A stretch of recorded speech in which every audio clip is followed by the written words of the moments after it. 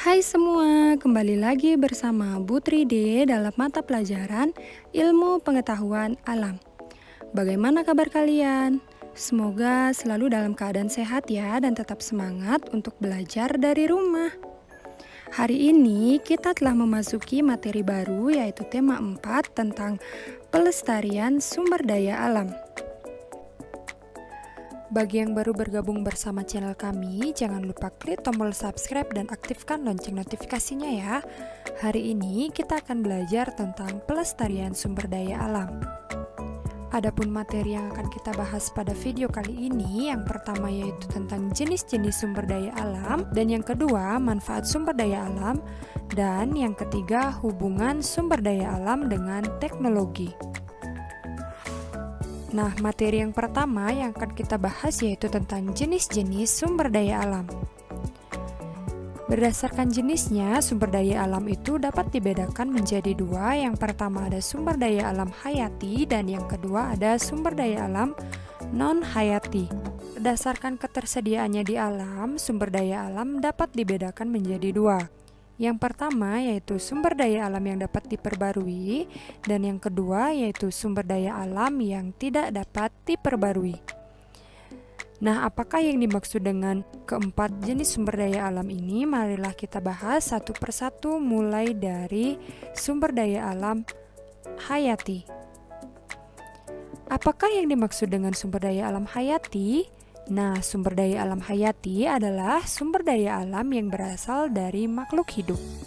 Adapun contoh dari sumber daya alam hayati itu adalah tumbuhan dan juga hewan.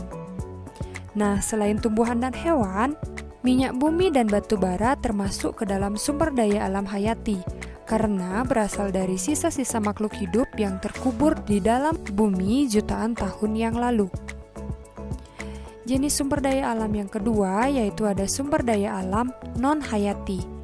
Nah, yang dimaksud dengan sumber daya alam non-hayati adalah sumber daya alam yang berasal bukan dari makhluk hidup. Adapun contoh dari sumber daya alam non-hayati yaitu ada batu, ada air, dan ada tanah. Nah, selain ketiga contoh yang Putri disebutkan pada video, contoh sumber daya alam non-hayati yang lainnya yaitu ada air, ada angin, ada logam, termasuk di dalamnya yaitu emas, perak, dan besi. Jenis sumber daya alam yang ketiga itu ada sumber daya alam yang dapat diperbarui. Nah, yang dimaksud dengan sumber daya alam yang dapat diperbarui adalah sumber daya alam yang akan tetap tersedia di alam meskipun digunakan secara terus-menerus. Adapun contoh dari sumber daya alam yang dapat diperbarui, yang pertama itu ada hewan, yang kedua ada tumbuhan, ada cahaya matahari, dan ada air. Kemudian, jenis sumber daya alam yang keempat ada sumber daya alam yang tidak dapat diperbarui. Nah, yang dimaksud dengan sumber daya alam yang tidak dapat diperbarui adalah sumber daya alam yang jika digunakan secara terus-menerus akan habis. Adapun contoh sumber daya alam yang tidak dapat diperbarui yaitu yang pertama ada emas, kemudian yang kedua ada batu bara. Nah, itulah jenis-jenis sumber daya alam yang ada di muka bumi ini. Kemudian materi yang kedua yang akan kita bahas yaitu tentang manfaat sumber daya alam. Nah, sumber daya alam ini sangat bermanfaat bagi kehidupan kita. Yang pertama, manfaatnya itu adalah sebagai bahan pangan. Bahan pangan atau makanan dapat berasal dari hewan dan tumbuhan.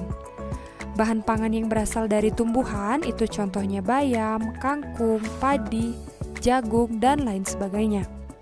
Dan bahan pangan yang berasal dari hewan contohnya ada ayam, ada sapi, kambing, telur, susu, ikan, dan sebagainya. Kemudian manfaat sumber daya alam yang kedua yaitu sebagai bahan sandang. Bahan sandang atau pakaian terbuat dari katun. Katun terbuat dari serat kapas yang berasal dari tumbuhan kapas. Beberapa bahan sandang ada yang berasal dari hewan.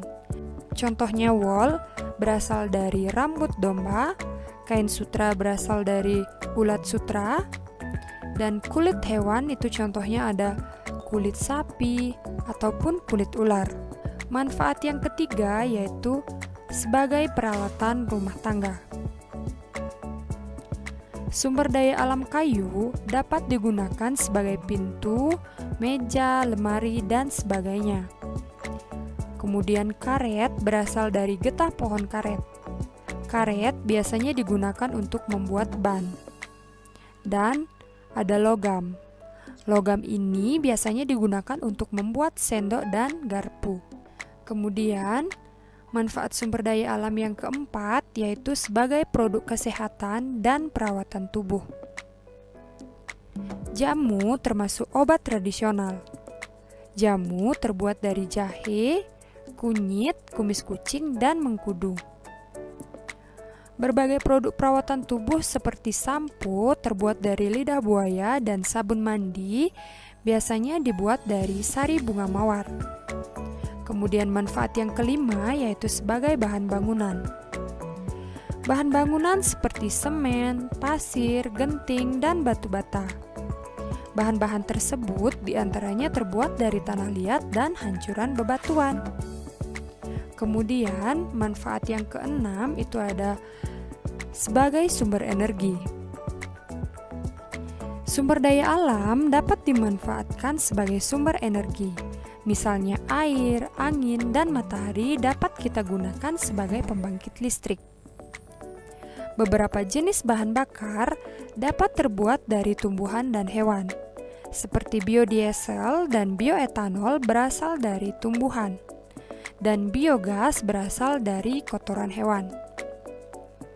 Dan manfaat yang terakhir yaitu sebagai tempat rekreasi. Kenampakan alam seperti gunung, sungai, danau, dan laut, keindahan alamnya dapat kita manfaatkan sebagai tempat rekreasi. Nah, itulah beberapa manfaat sumber daya alam bagi kehidupan manusia. Materi yang terakhir yang akan kita bahas yaitu tentang hubungan sumber daya alam dengan teknologi. Nah, salah satu contohnya yang Putri digunakan di sini adalah bagaimana proses pembuatan kertas yang berasal dari kayu. Nah, kalian bisa perhatikan pada gambar. Di sini Bu Tridi sudah menyediakan gambar bagaimana proses dari pembuatan kertas yang berasal dari kayu. Nah, mulai dari yang pertama, ini merupakan kayu gelondongan yang berasal dari pohon. Kemudian yang kedua, kayu gelondongan ini nantinya akan dikupas kulitnya, kemudian dipotong-potong. Nah, setelah menjadi kecil-kecil, potongan-potongan kayu tersebut dicampur dengan bahan kimia menjadi pulp. Pulp itu merupakan bubur kayu. Nah, pencampuran ini menggunakan mesin. Pulp ini dibersihkan dengan bahan pemutih untuk menghasilkan kertas yang berwarna putih. Kemudian yang keempat yaitu, yang keempat ini pulp dikocok menggunakan air. Kemudian yang kelima, berbagai macam campuran bahan tersebut dimasukkan ke dalam mesin pembuat kertas.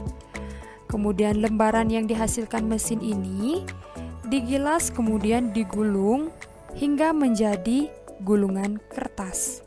Nah, itulah beberapa proses bagaimana kayu diubah menjadi kertas. Nah, pada batang kayu ini terdapat banyak selulosa. Selulosa inilah yang nantinya akan dimanfaatkan untuk membuat kertas. Oke, cukup sekian dulu ya pembahasan materi dari Bu Tridi. Semoga apa yang Bu Tridi sampaikan kalian dengan mudah dapat memahami.